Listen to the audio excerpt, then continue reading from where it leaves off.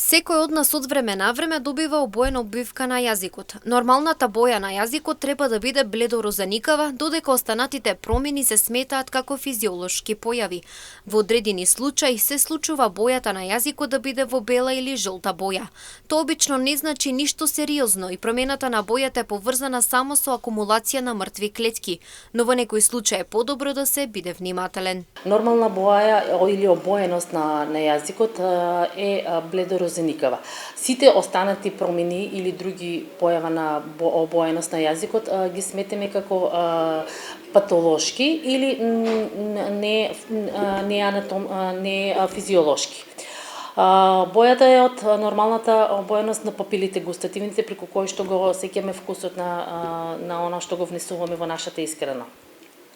Обоеноста најчесто која што можеме да ја видиме е бела обложеност, која што може да биде како повеќе причинители од една неправилна и несоодветна орална хигиена. Причини кои доведуваат до промена на јазикот се пушењето и конзумирањето алкохол. Освен овие лоши навики, може да станува збор и за заболување како што е познатата Кандида албиканс, која се одликува со бели наслаги на јазикот. Освен тоа, на бојата на јазикот влијаат и хронично белодробните заболувања. Конзумирање на преголема количина алкохол, пушењето или во некои култури, меѓутоа и некои луѓе практицираат џвакање на деривати од тутун. И тоа може да придонесе на обоеност. Меѓутоа и некои заболувања како преголема развиеност на квасци или познатата Кандида албиканс може да доведе до обоеноста на со беличасти наслаги на јазикот. Потоа луѓе кои што земаат како хронична терапија, инхалаторна терапија, овде особено ќе ги спомнам луѓето кои што им заболуваат или имаат